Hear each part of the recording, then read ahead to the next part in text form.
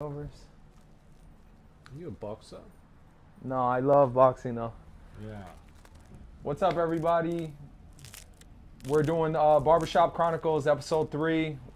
My buddy Mark here. Just talking with awesome humans and getting awesome haircuts. It is an awesome haircut. This is my second one here. I'm back for more. All right, cool. Let's do this. So there was a big UFC fight on Saturday, yeah? Yeah, you had Piera fighting. He fought this Russian dude. Okay. Yeah, and he beat him, which is, it's crazy. It's his second title shot. Well, he's won the belt twice because he lost it to Izzy, yeah. but he's champion twice now within 8 fights. Oh, wow. He's probably the fastest That moved is- up ranking fighter to date, you know? That is a fast trajectory. Yeah, he's really good. Yeah. What on the cut? What last time I believe we did like a 2, Look, I think it was a 2 or a 3. I think it might have been a 3. pretty short. Yeah. And then we just bring this down a little bit. Well, yeah, I think I said to you then, I'll say to you again, make me look cool but Okay. professional. Okay, You let's know? do it. That's also, if you could thicken out the hair and get rid of my extra pounds around the belly, that'd be excellent. No, let's do it. Let's do it. So last time you were telling me you had been here. How long have you been here now in LA? I've been here 2 months. Okay. It wasn't planned for me to come to LA, but Okay. I'm very happy to be here. Like I had a buddy, a client who's in a bit of strife. Okay. And so it made sense for me to come over and help him out. And so I've stayed on, and he's in much better shape now. That's awesome. And I'm happy to be here. I lived in Sydney for a long time, Mm-hmm. and Yes. Yeah. we gotta go. No, you're good. Thank you. Yeah, and LA is a lot like Sydney. I sort of instantly feel at home. How long did you live in Sydney for? It's like 12, 13 years. Okay. And I'm telling you now, Bondi Beach, Venice is like Bondi Beach, but with a little bit more crystal meth. Quite a lot more crystal meth, actually. Venice, right? Not Australia. Yeah. I mean, I Australia. was like, wait, they do meth also? There's a lot of meth in Australia. I'd say if you want to sort of pick the addiction kind of scar tissue in New South Wales, it would probably be ice Okay. and gambling. I mean, I mentioned that I work in drug and alcohol addiction recovery. Okay. And but the thing is, I mean, it's just we've got all the homeless and mentally ill people just on the beach here. Yeah. So, like Bondi Beach is like, you know, there are some sort of quite classy nightclubs and restaurants around. Here, it's like you've got to go home and triple lock the door after sundown. Well, it's also too, like, it's years of people just kind of, there's Yeah. people that need help, and then there's just people that are just abusing the system, right? Like, hey, I get, federal aid, whether it's $150 or $200 from the government. Yeah. They're just playing the system, like, I mean, I don't really know what the system is. yeah. So I It's a can't. wreck is what it is. I can't talk to that. Yeah. But there's definitely, I think, a lot. There's a lot to be said for just that drugs are stronger now. Yeah. I'm not the oldest guy in the world, but like synthetic heroin, the new kind of edible marijuana, crystal meth. This is much stronger than the drugs we had back in the day, and it's just sort of like more of a drastic effect on people's brains and bodies. Yeah. And people crash and burn younger now in addiction, which is good if they kind of turn it around and get clean at 22. Correct. But it also means that kind of more people die, which is not good. Yeah. What do you think? So like in your space, like what's the age range of people that you're dealing with or helping, or what it like? That's a good question. I was a teacher for 15 years. Okay. And I find In a particular subject, or just kind of? I taught basically English. I started off as an English language teacher, and I sort of moved around that world, taught like foundation subjects at universities in Australia, and I ended up teaching literature in high schools in France. Okay. But for whatever reason, I seem to fall in rapport with young fellas between the ages of kind of 18 and 30. Okay. And so like I'm not a licensed therapist. Okay. But so I work more as like a coach, depending on where I am. I think I can use the word counselor. And we do what you can't do with your psychiatrist. You know, we'll go to the gym or whatever, and we'll do more practical activities. I mean, saying that, I mean, if my policy is, I mean, I'll help anybody who calls me if it's within my wheelhouse. Yeah. If it isn't, I'll refer them on. But like I had a 70-year-old sex addict call me, and we did a session, and I was able to sort of point him towards a few resources which might be helpful to him. So, but generally it tends to be younger fellas, a bit kind of maybe failure to launchy. Yeah. Like, I mean, I got obviously my own, you know, misspent youth behind me. Yeah. And so I tend to work with people who are of the age where I wish I'd had somebody around. Do you know what I mean? Yeah. No, and I mean, it's so crazy how a lot of this stems from just like a childhood, kind of that, even in males, like that teenage year where we're really kind of just figuring things out. Yeah, totally. I'm seeing, me being a dad, right? I see a lot of stuff where I wish I just had that father figure to push me, right? Just even if I was like, I don't want, and you're just like, no, you have to do this, right? Some form of structure, right? Yeah. And just to follow through, to kind of go and just Yeah. complete these things. And I mean, if you don't have that, you end up kind of just really scattered and really just trying to figure your stuff out, right? And some people do figure it out, some people don't, and that all, I mean, kind of stems what you started with. Yeah, I mean, for sure. I mean, I'm always slow to sort of blame the parents. I think parenthood is an incredibly difficult job. Yeah, no, for and I sure. also think like everybody is a human doing their best. Correct. But you know, actually, I got this from Arnold Schwarzenegger. He has this. He was doing this drive for after-school programs. Okay. And he'd found some statistic about how, you know, between the ages of, I think, 12 and 17 and the times of 3 to 6 p.m. after school, this is where people can get led astray. It was certainly the case for me. And from the hours of 3 to 6. Yeah, after school, before the parents get home from work, you know, that's where the mischief happens. And this is where people are experimenting with drugs or getting themselves into trouble. Yeah. And, you know, when I grew up in England, we had things called youth clubs, and they were, you know, that was a good thing. I don't know what provisions we have for young people in terms of community centres, but those things provide a really important role in the community. Mind you, saying that, I'm often dealing with guys who have, you know, gone through that period, and if, you know, once you've been exposed to drugs and alcohol in your mid-teens, in some ways the genie is out of the bottle. Yeah. And so you've set up your biology to expect a certain process. Yeah. And it's not great, but it doesn't mean you can't still have a happy, productive life. And that's certainly been the case for me, and it's the case of the guys I work with as well. Yeah. You know, but you know, it's when you're a teenager, or certainly when I was a teenager, you know, I was insecure, I was scared, I was awkward, didn't know how to talk to girls, and, you know, drinking a few beers, having a joint, it sort of kind of took all that anxiety away, took it all away. So you think it's the solution to everything. But unfortunately, the downsides are everything else. I've got nothing against beer. I've got nothing against marijuana. You know, these are just, you know, substances. They're just on the earth. But like, for me personally, if I drink beer, I'll drink 10.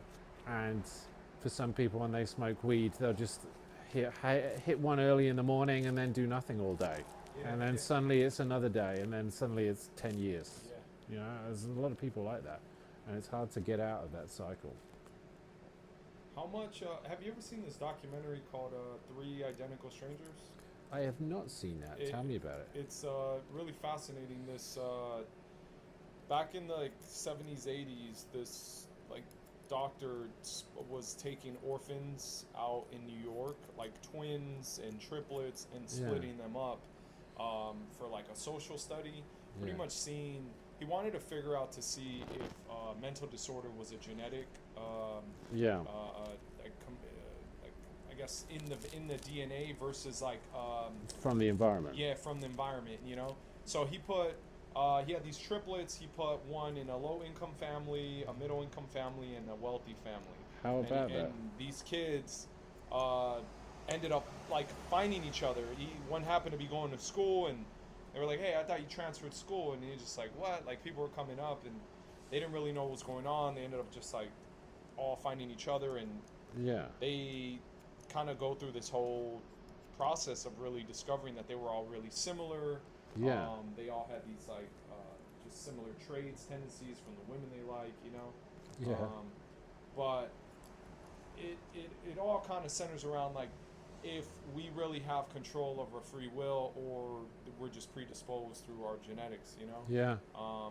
And then it could be that like maybe it is hereditary, but it doesn't really unravel if you're in a more positive environment, right? And then if you have that in a negative environment with a negative, you know, hereditary gene, then I mean, this is a big, you know, a big question. I mean, I really like those kinds of studies. Like I've read about a couple of twin studies, and they really are fascinating. Is that on Netflix, that one? This one, I believe so. It was like 2018 documentary of the year.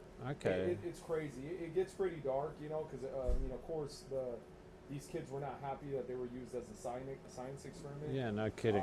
The documents are sealed in Yale till 2050, so we actually won't know. They won't be released to the public till 2050. It's really crazy, but you know, it's the whole nurture versus nature, and you know, because then the other thing is that, like, you know, as parents, wanting your kids to do good and then being stressed about them, oh, I got to do this and that, like wanting them to make sure they have all the tools in front of them, but then realizing that, like, hey, you know what, your kids are just going to be fine, right? Like they're going to do just great, right? Like just keep pushing them. You don't have to like overextend and like, you know, make them do a 9-to-5 task and this and, you know, it's great to push them, but they're also, maybe they're just set to do what they're going to do, you know. I don't know. Well, I mean, it's a hard, you know, I mean, lots of smart people, smarter than me, have been trying to answer this kind of nature versus nurture question. I think environment is massively important to how things go. Like, I mean, I feel, I mean, a lot of, I've read, I'm also doing a PhD. It's in the humanities. It's not going to make me a therapist, but I've read a lot of the neuroscience of dopamine, and hopefully I have, you know, an original view of this literature.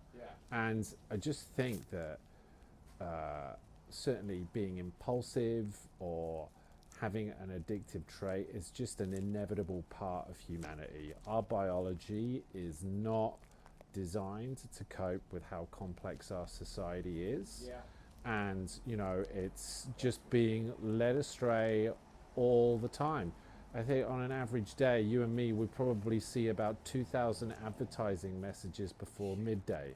You know, our brain is not designed for this. Our brain is not designed for synthetic heroin, for in-match gambling adverts. It's not designed for hardcore pornography. It just cannot cope. And so, you know, addiction is kind of inevitable, and it will take the shape of what's around. You know, if there's Vicodin around, behold, there will be Vicodin addiction, you know. So you can reduce the addictive cues, and like I think, you know, like creativity, I feel like is the same thing. You like creativity will reflect the environment. Like LA is like massive for obviously like film and television work. It's because it's like covered in script writers and studios and people working in the industry. I just lived in Paris for 10 years, and I'm telling you now, you can't walk more than 5 yards before you trip over a published author. They're all over the place, and it's because it's like just it's a very literary place, you know. People are always reading on public transport, and that's just the shape of the society.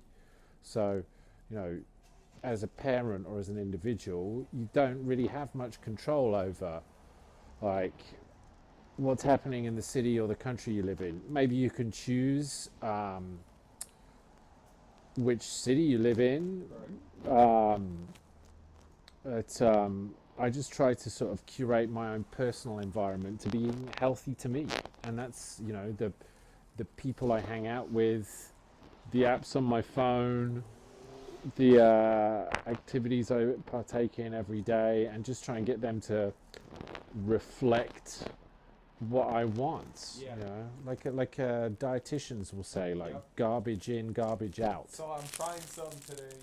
Yeah. I switched my phone to a black and white screen. There was a Twitter thread on it that said it initially how your brain reacts to it, you're going to use it less. I just did it like an hour and a half ago. I don't know. It's a feature on the phone, but I quite like that. I might try that. I read this thread. It was a really nice thread. I was like, you know what? It was like, go to your settings, change this. And so I got about an hour and a half on it now. And I'm like, it is funny operating through my apps. He goes, because initially I'm on Twitter or these apps and I'm just scrolling. But when now your brain's not reacting to these colors, you're like, oh, this is boring, and you're setting it down, then using it more. Man, I love that. I mean, like the phone, you know, this is the gateway drug for so much stuff, like gambling, social media. Like there's like pretty much an epidemic happening out there now with like gay guys with crystal meth and grinder. You know, people still getting AIDS, and they shouldn't be doing that, and that's all from the phone.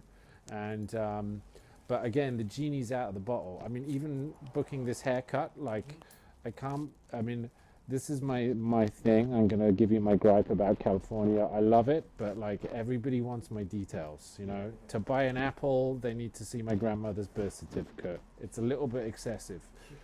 But this is, again, you know, I've got to accept this is the world we live in.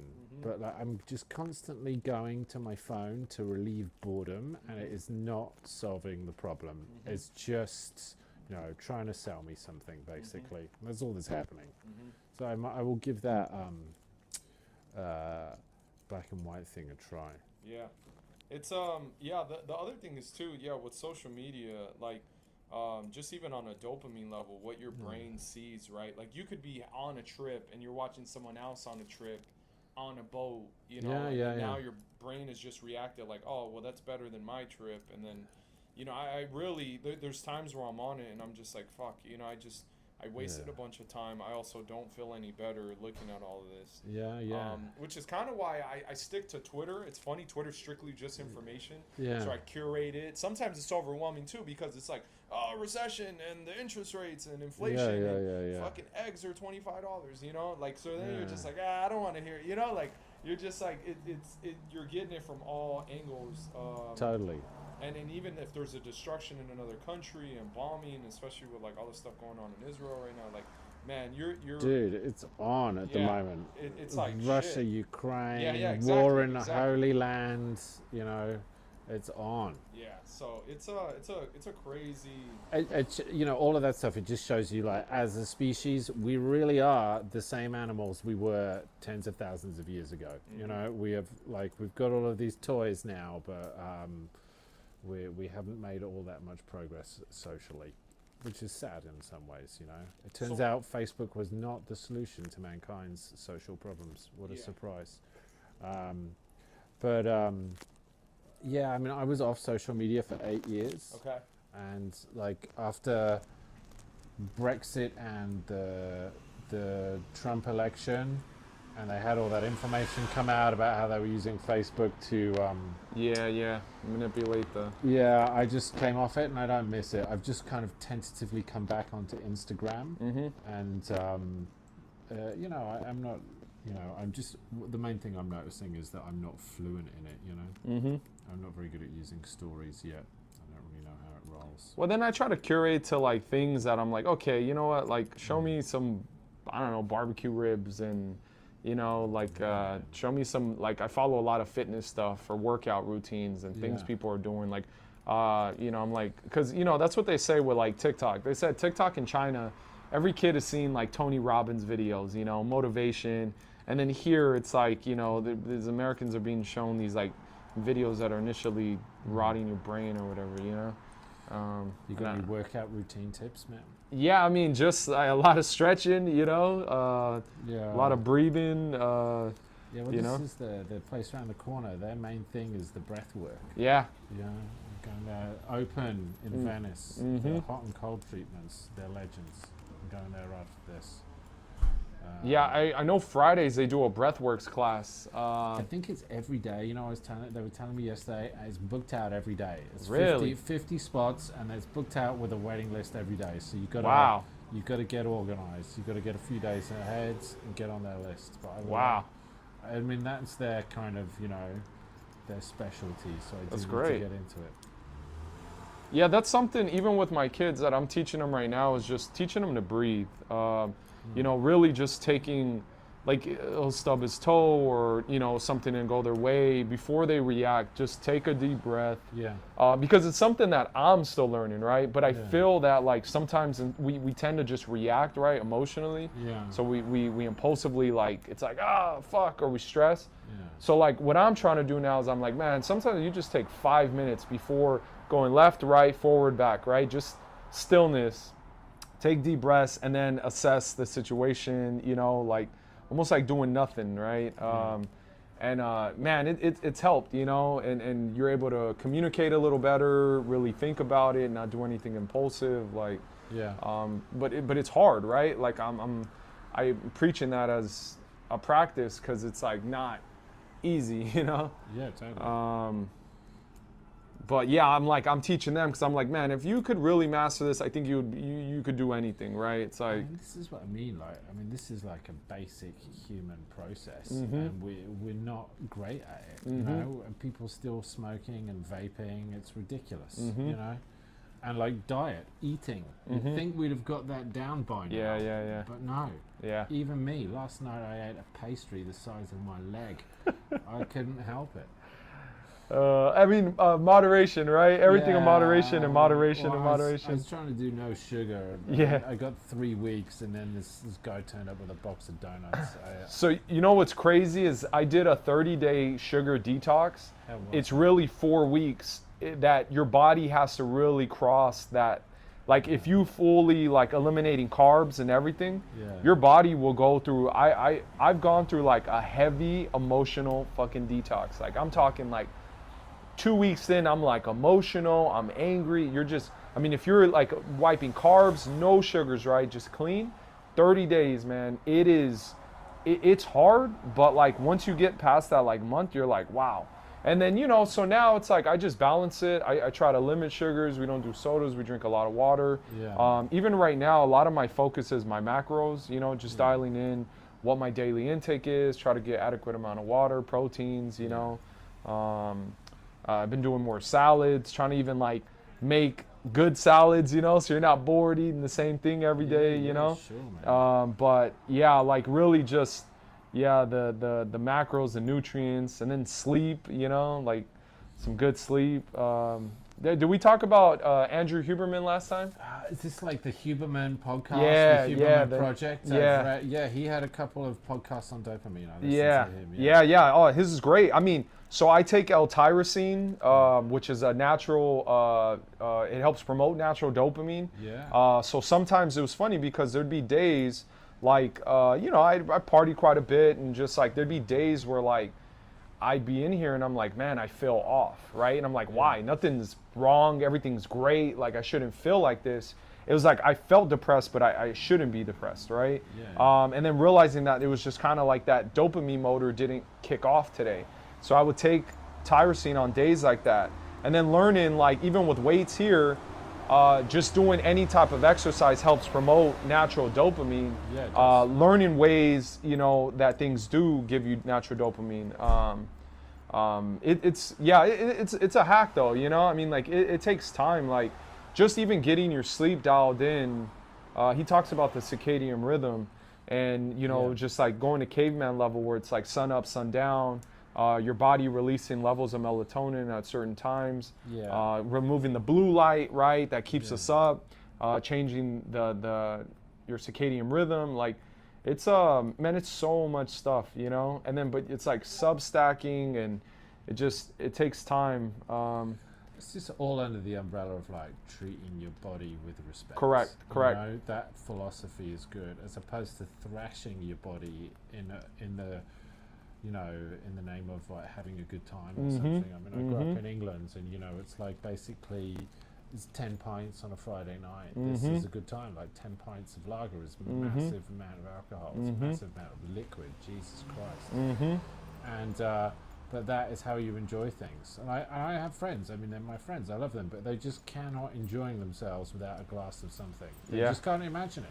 They just don't know what you're talking about. No, yeah, it's tough, man. You get the anxiety. I'm still trying to master going out and then not having a drink, right? Because sometimes you're there and you're like, man, why do I feel, and you have nerves, and it's just like it's weird because you almost think like, oh, I got to be social because of this. Yeah.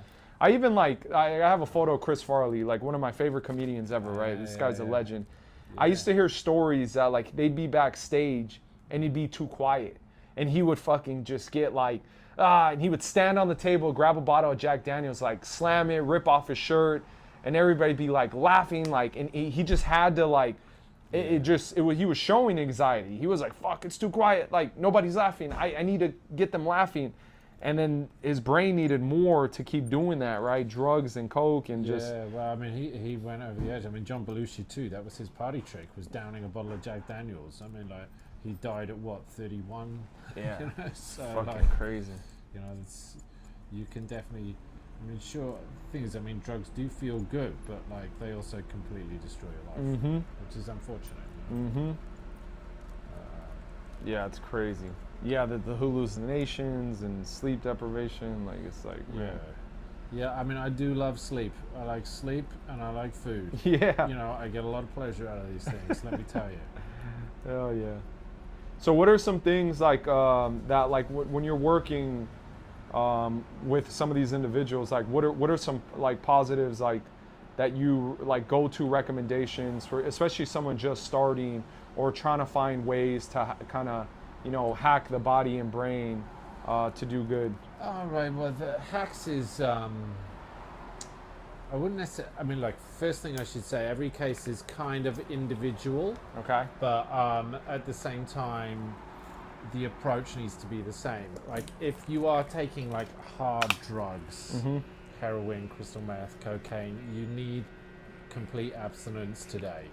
And so, that means delete your dealer's numbers and be in a safe place with supportive people.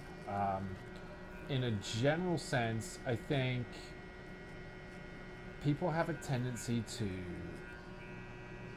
worry about the whole of the future, or like feel despair about the whole of the past, and this can become an intimidating amount of time to think about. So I really like the simple messages like do the next right thing, put one foot in front of the other, which maybe sound trite, but like, let's say another way of saying, what is the next loving thing you can do for yourself? Could be eat a piece of mango, as opposed to, call my dealer. Yeah. So like, try and do kind things for yourself, because if you're in like a self-destructive process, you're doing shitty things to yourself and to those around you all the time in the name of just getting more. Just getting more. Yeah. Whereas you just come back to what is the next loving thing I can do for myself? And if you follow through on that, it's a good formula, that'll put your whole life together. Yeah. But also the main thing is that, you can't recover alone, Changing your life doesn't happen on the couch. Much as we live in the world of Zoom and podcasts, this is a podcast, I appreciate, but we need to have, teammates. Yeah. We're social animals. So try and get a good team of people around you who are supportive of you. and that is doable for all of us. No, that's great. That makes, yeah, a team, man. A team. It's crazy. Yeah, because a lot of times, man, you're just stuck with kind of whoever, if that negative, energy or negative influences around you, man, it's like you can never really even break out of it. A lot of people in like just, the hood never really see past the realm, right? So it's kind of what all they know. That's why, I mean, it's so crazy. Like, I say this and I fully understand as I'm older now, but it's like you're a product of your environment. Totally. And it's so wild what you see if you're around, positive energy, good people. It's almost like culture shock, and you're like, wow, it's not supposed to be like this, and people aren't supposed to be like, it's like you have no idea, There's a lot to be said for basic human kindness. I mean, I've got friends who, say grew up in boys' homes, and that is a really tough run. And like I'm thinking one guy in particular, like he can't really hug people. He doesn't know how. Okay. He hasn't really had, love when he was growing up. But I mean, we're friends and we're close in our way, but that is something which is just really hard for him. But I still think, I mean, there's so much good in this guy, particularly that I'm thinking of.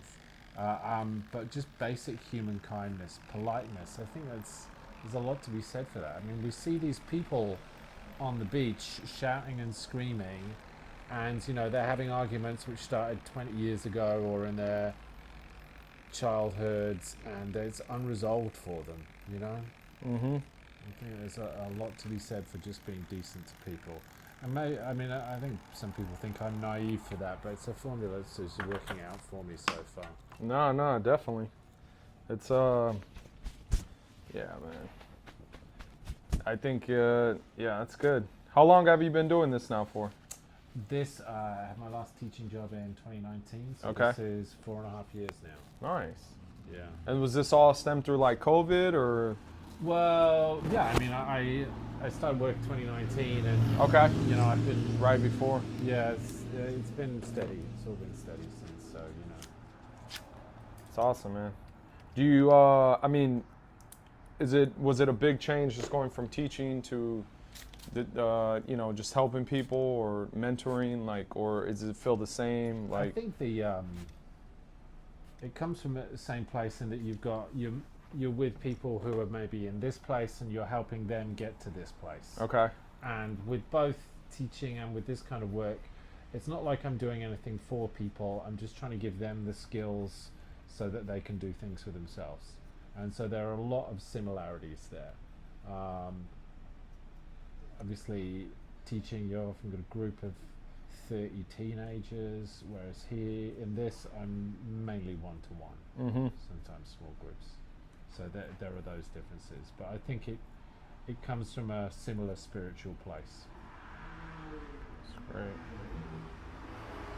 It's awesome, man. Yeah, it's all right. I'm definitely somebody who's kind of happy with his lot in life. That's good. That's great. Yeah. You're at peace, Day by day. I mean, like, if I miss a meal, it can change. Yeah, no, for sure. It's when we get hangry. Yeah, exactly. So I got a NutriBullet in here, man. I squeak in a protein smoothie just to, sometimes I'll be cutting nonstop and I'm like just starving. Yeah, man. Well, you've got to take care of ourselves. Yeah. Oh, that's cool, man. It's great. So you're saying I get 30 days no carbs and no sugar to get the full benefits? Yep. Because your body needs a fully detox. Yeah. I got to go through my Audible. There was a book. I forgot what it. I got to check the name, but I was basically no sugar and no fries, no potatoes, but I'm still eating cheeseburgers. Yeah. No, you have to fully detox carbs. To really. Ketosis, though. Yep. Right? Yeah. Yep. but your body, I mean, I mean, when you really do it, you're gonna be like, holy shit, like, it was, it's crazy. And then you settle in by that 4th week, you're kind of like, wow, you know, like it takes a bit of time to just get used to, but when you really do it, I mean, you are like you feel it, man. Like this is damn sugar, you know? You're like, what the hell? Like, Jeez, it seems like a big, I mean, I'm sure I could do it, but yeah, definitely no cheeseburgers though. dude, man, the cheeseburger is like, yeah, cheeseburger's been my joy. Like, No, yeah. I mean, the other thing is like, look, I went in like 2019. I went a little under a year like vegan, and it was great. It was a lot of work. It was really hard, just even on a nutrient level, to match my calorie intake on a daily. Like it was harder, you know. Did you lose weight? I did lose weight. I felt good, but it was also just extremely, it was just really hard, right? Yeah. If you were exercising, fatigue levels, like the amount of calories your body needed to kind of keep going, Yeah. it was extremely, it was difficult to do if you weren't like fully dialed in.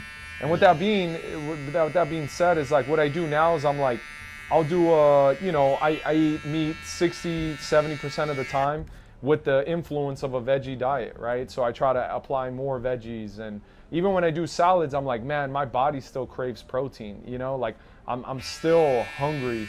So I try to fill it with, you know, protein shakes or a steak, or it's just like a balance, right? Definitely not eating like meat every day. It's like add some chicken, add some fish, but definitely adding more greens to my diet. I mean, I added more during my vegan stage than ever before. And then I kind of like, oh, we could do a vegan dish once or twice out of the week, right? It doesn't have to be just like heavy meat consumption all the time. But it's just moderation and moderation, right? Like, it's also too, like our bodies are like, they're all genetically different, so it's like how certain foods react. I learned about nightshade vegetables. Yeah. So like seeds and tomatoes cause heavy inflammation, but not to everybody, right? So like your body could react different. Potatoes have this as well, but like I don't react to potatoes like I do to tomatoes, right?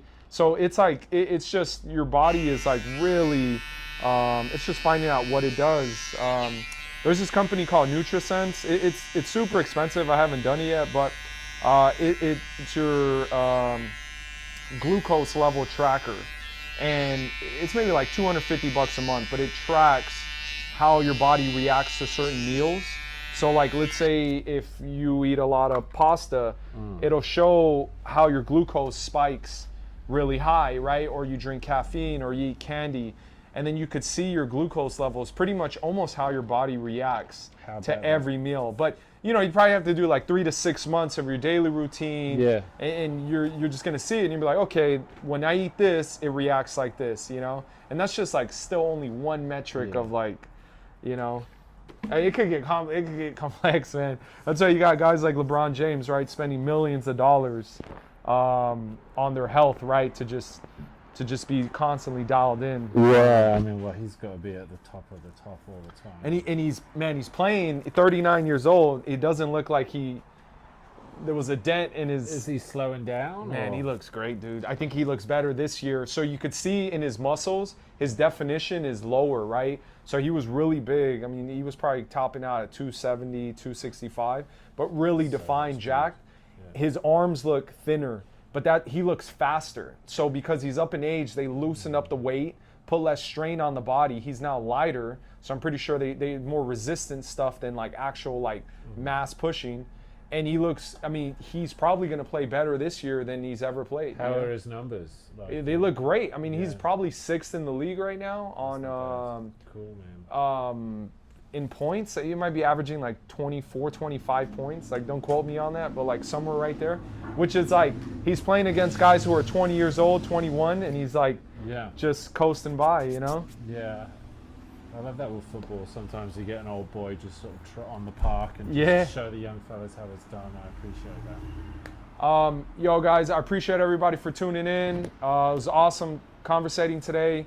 My buddy Mark, once again, just meeting humans from all over the world, listening to the story. Everybody have a good day.